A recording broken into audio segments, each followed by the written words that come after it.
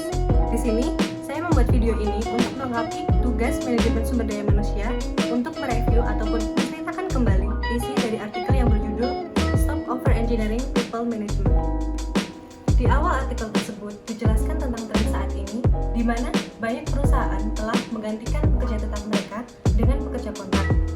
Hal ini ditujukan dengan tujuan untuk melakukan optimalisasi pada perusahaan mereka. Namun, optimalisasi tersebut biasanya perusahaan itu melakukan ataupun melupakan beberapa aspek penting. Dengan mengambil tanggung jawab dari pekerja, mereka menurunkan motivasi dari pekerja itu sendiri, dan juga mereka menghilangkan kontribusi dari kreativitas si pekerja tersebut. Pada tahun 1900-an, Frederick Taylor beranggapan bahwa ada satu cara terbaik untuk melakukan tugas pekerjaan, di mana para atasan itu yang mengetahui seluk-beluk pekerjaan tersebut, sedangkan para bawahan ataupun pekerja hanya melakukan apa yang diperintahkan oleh atasannya. Tetapi, pada tahun 1930-an, Western Electric dan juga perusahaan lain menemukan masalah dari anggapan si Frederick Taylor ini.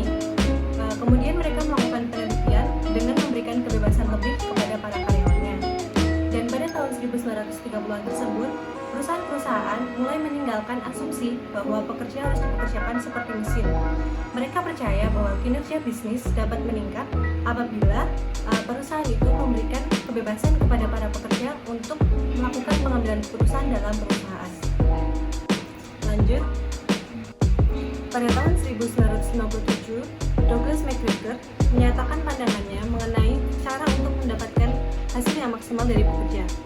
Pandangan tersebut dibagi menjadi dua, yakni teori X dan juga teori Y. Teori X ini berpandangan bahwa pekerja harus dikontrol dan juga diarahkan secara ketat. Namun, teori Y sebaliknya, di mana para pekerja diberikan kebebasan untuk mengungkapkan ide-idenya. Di akhir tahun 1970-an, teori Y ini mulai berkembang pesat. Hal ini dikarenakan anggapan dari Frederick Taylor itu menyebabkan pekerjaan memiliki kualitas yang menurun, di mana otomatisasi pekerjaan itu membuat pekerjaan menjadi membosankan, di mana semakin ditekan seorang karyawan oleh atasannya, maka semakin buruk pula kinerja dari karyawan tersebut. Oleh karena itu, perusahaan mulai memberikan kebebasan kepada karyawannya untuk mengungkapkan ide-ide mereka. Yang pertama adalah mengenai likuiditas dari pekerja. Di sini yang akan dibahas adalah keluar masuknya dari karyawan, di mana dalam sebuah perusahaan itu terdapat karyawan kontrak dan juga karyawan tetap. Karyawan kontrak masa kerjanya itu singkat, sesuai dengan kontrak yang telah disepakati. Tetapi kalau karyawan tetap masa kerjanya itu lama, karena mereka merupakan pekerja tetap dari perusahaan tersebut. Perusahaan yang telah melakukan ataupun merekrut karyawan tetap, mereka merasa bahwa mereka telah melakukan efektivitas ataupun efisiensi dalam biaya mereka. Akan tetapi, tidak ada bukti yang menyatakan bahwa dengan menyusutkan tenaga kerja tetap dan merekrut tenaga kerja kontrak, perusahaan itu akan mendapatkan hasil yang maksimal. Itu nggak ada buktinya. Justru, penelitian menunjukkan bahwa adanya tenaga kerja kontrak ini bisa memberikan efek negatif pada pekerja ataupun staf tetap, di mana hal tersebut dapat menurunkan ataupun seperti mengganggu loyalitas dari para pekerja dan juga menurunkan kinerja operasional dalam perusahaan. Para pekerja tetap tidak mengetahui bagaimana produktivitas dari para pekerja kontrak, tetapi satu hal yang pasti bahwa pekerja kontrak ini tidak memiliki tanggung jawab untuk melindungi kepentingan perusahaan. Jadi, sebaiknya perusahaan itu tidak mengharapkan kebijaksanaan lebih dari para pekerja kontrak ini. Faktor yang kedua adalah negosiasi gaji, di mana dari hasil survei menunjukkan bahwa ada 52% dari perusahaan menawarkan gaji di bawah dari gaji yang dapat mereka bayarkan, karena kebanyakan dari para pekerja tidak menolak diberikan gaji sebesar itu. Justru mereka tidak melakukan negosiasi dengan perusahaan tersebut. Dan pemberian gaji ini didasarkan atas likuiditas dari pekerjaan itu sendiri, di mana pemberian gaji terhadap karyawan kontrak maupun karyawan tetap itu pastinya berbeda.